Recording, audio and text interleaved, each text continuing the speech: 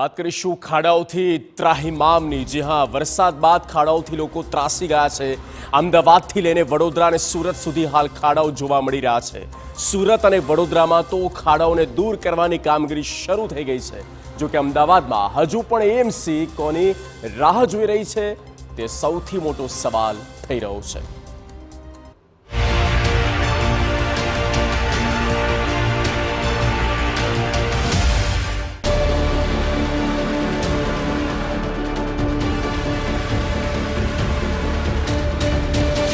મહાનગરોમાં ખાડાઓથી ત્રાહિમામ।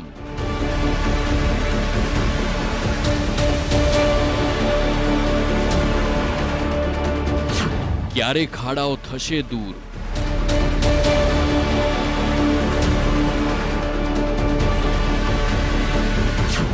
સીએમની ટકોર છતાં આવી હાલત કેમ?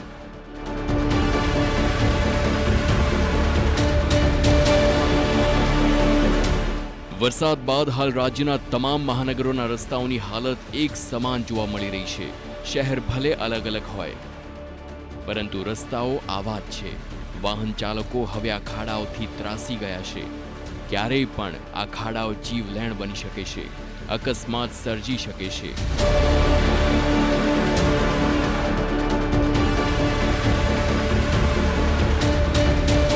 અમદાવાદમાં મહાનગરપાલિકાએ તો રથયાત્રા પહેલા જ રસ્તાઓનું સમારકામ કરી નાખ્યું હતું।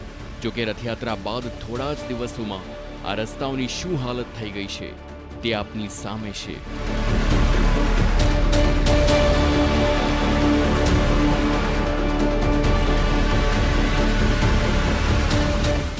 અમદાવાદ મ્યુનિસિપલ કોર્પોરેશન દ્વારા રથયાત્રાના અઠવાડિયા પહેલા જ જે રસ્તાનું રિપેરિંગ કરવામાં આવ્યું હતું, જે રોડનું રિપેરિંગ કરાયું હતું, તેની આ બિસ્માર હાલત જોવા મળી રહી છે। રથયાત્રાનો જે રૂટ છે તે સમગ્ર રૂટ પર કોર્પોરેશન દ્વારા કામગીરી કરવામાં આવી હતી, રોડનું રિપેરિંગ કામ કરવામાં આવ્યું હતું।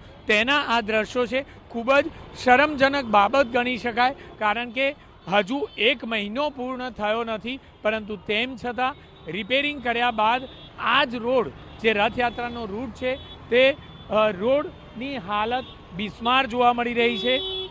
ખૂબ જ કહી શકાય કે અહીં વાહનોની ભારે માત્રામાં અવરજવર રહેતી હોય છે, પરંતુ આખરે આ જ રૂટ ગણતરીના દિવસોમાં બિસ્માર થયો તો હવે રિપેરિંગ કરનાર જે કોન્ટ્રાક્ટર છે તેની સામે પગલાં લેવાય છે કે કેમ તે બાબત મહત્વની છે।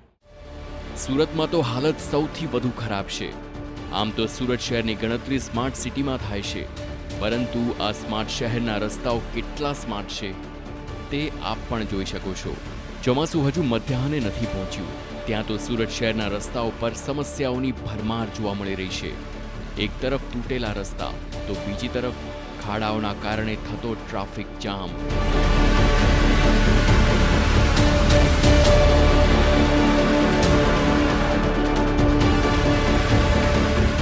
સુરતી લાલાઓ શહેરના રસ્તાઓ પર નીકળતા પહેલા વિચારવા મજબૂર બન્યા છે।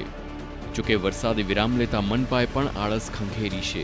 વિવિધ ઝોનમાં સર્વે કરતા શહેરભરમાં 1956 જગ્યાએ રોડ તૂટી ગયાનું સામે આવ્યું। એસએમસીએ શહેરમાં 132 જગ્યાઓ પર ખાડા પૂર્યા છે, જ્યારે હજુ પણ કામગીરી યથાવત છે, જેમાં સૌથી વધુ કતારગામમાં 497 ખાડા, સેન્ટ્રલ ઝોનમાં 423 અને સૌથી ઓછા લિંબાયતમાં માત્ર 65 જગ્યાએ ખાડા પડ્યા હતા।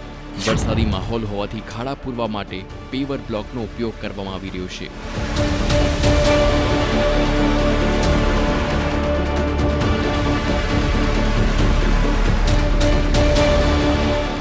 અત્યારે પેચનો માલ મળતો ન હોવાથી અત્યારે જે મોટા ખાડાઓ છે તેમાં પેવર બ્લોક બેસાડીને તેની ફિટિંગની કામગીરી કરવામાં આવી રહી છે। રસ્તા રિપેરિંગ માટે 693.53 metric ton GSB filling material કરી અને પેવર બ્લોકનો ઉપયોગ કરી 132 સ્પોટ પર 3586 ચોરસ મીટર જેટલી કામગીરી કરવામાં આવેલ છે।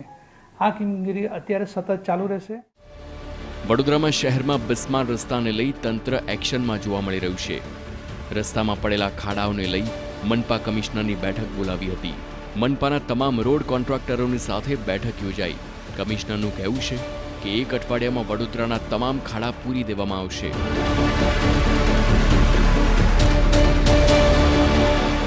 મેજર જે ખાડાઓ પડી છે કાર્પેટ વર્કની ઉપર છે, એટલે નીચેનું બેઝ વર્ક ઉપર નથી, એટલે આવા કોન્ટ્રાક્ટર્સને મેઇનલી બોલાવવામાં આવ્યું છે.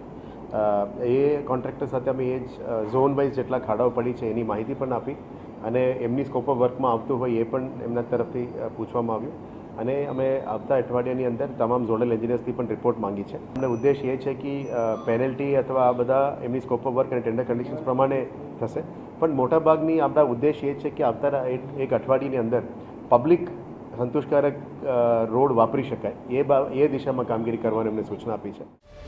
હાલ ગુજરાતમાં વરસાદે વિરામ લીધો છે, ત્યારે મહાનગરોમાં ખાડાઓને પૂરવાની કામગીરી શરૂ થઈ છે, જેના કારણે હવે વાહન ચાલકોને રાહત મળશે.